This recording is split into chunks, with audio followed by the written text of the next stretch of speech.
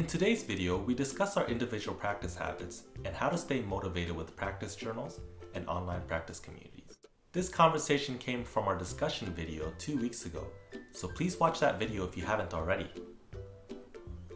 Back in university, I wanted to be able to track my progress with my playing and have like a practice journal, but also share it with other people to hopefully kind of cheer each other on in terms of practicing like you would at a university in your friends and studio members. And I feel like I'm born in the wrong generation because that's what's happening right now. We have that 100 days of practice, we have all these different challenges and people just practicing and literally having a practice journal and people supporting each other. And I think it's a really wonderful thing for especially classical music, which sometimes get labeled as like elitist or it's just harder for people to access. Back when you guys were in university, would you have wanted something like this as well, to be able to post your progress, to be able to post your videos on a larger platform?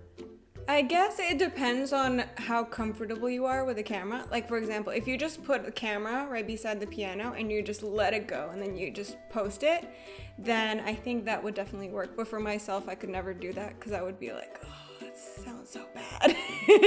And I would have to retake it.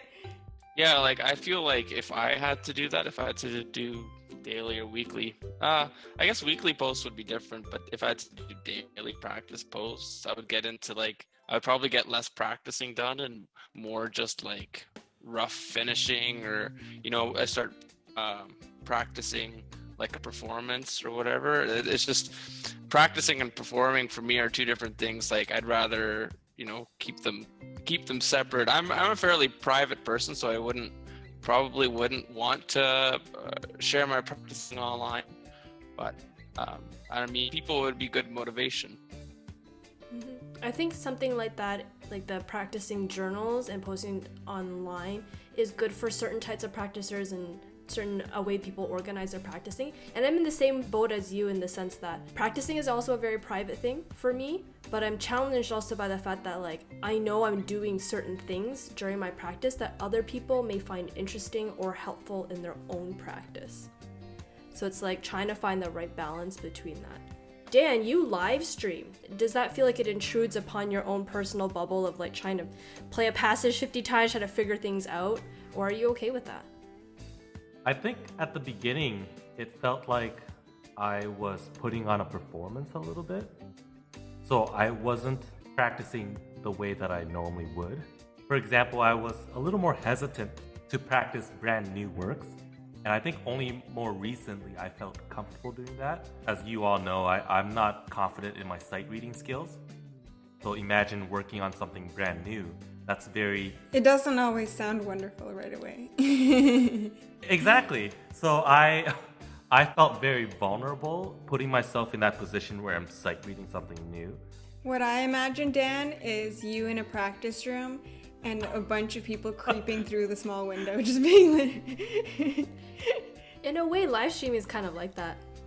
I hated it when I was practicing and you would see the head or the eyeballs poke through the window to see if anyone was occupying it or just to see who's playing. Oh yeah. I hated that. I would always be practicing and I can feel when someone's coming, so our eyes would meet and I'd be like, go away. You know what? Actually, that feeling you felt about putting on a show, I kind of felt like that the first while in university. Not that I was putting on a show, but I was more aware that there are people around just hearing me and listening to me sometimes. And so I was like, oh, I can't just screw shit up. I felt the same way too. They're really not listening to you, but you feel yeah. Even in your practice, you had to be better than what your practicing was. Mm-hmm. Which is so strange and got in the way of a lot of practicing. I think I was in high school doing university tours and going around the practice rooms, and I'm like, how is nobody missing any notes? It really, from what I hear just glancing by, it's like, come on, am I gonna be the only one in the school to miss some notes or something? But I guess it was just the time too. It was later in the year. It wasn't at the beginning of the year. I'm sure if I went at the beginning of the year, it was different. But do I practice differently? I would say no, because I do feel in my room, it's my space, and I'm very comfortable. I'm comfortable if I make a mistake or if I have to work on a piece and stuff. And sure, someone might barge in and be like, "What piece is that? I need to learn it," or something like that. And it's like, "Oh, you were listening. Okay, great." But overall, I think once the door's closed, it is what it is. But I am comfortable. For all of us who have posted like parts of our playing online or practicing online or even live streaming, I find that in this day and age and in the new generation, things are happening online. You're able to reach a larger audience. Have you guys had any benefit from doing that? I think at this particular time, because we don't have physical audiences in most parts of the world, it is good for motivation and just continuing to have an audience even if it's virtual. Because us musicians, I mean, we can play for ourselves, but we really need to share and perform at some point to really feel fulfilled. At least most people. During this time where traveling is restricted and concerts aren't happening, I found it really hard to motivate myself to practice. With competitions being postponed a whole year, the most logical thing to do is to take that extra year and practice. But it's really hard to put myself in that mindset. And for me, finding this community on Discord, just finding like-minded people and practicing and having others listen to you and listening to others, I found it more motivating. And the number of hours that I've started practicing since I found this community has just skyrocketed. So I'm very thankful for that. Good for you, Dan. I'm glad you found your community. And I think everybody finds their own little practice community sooner or later.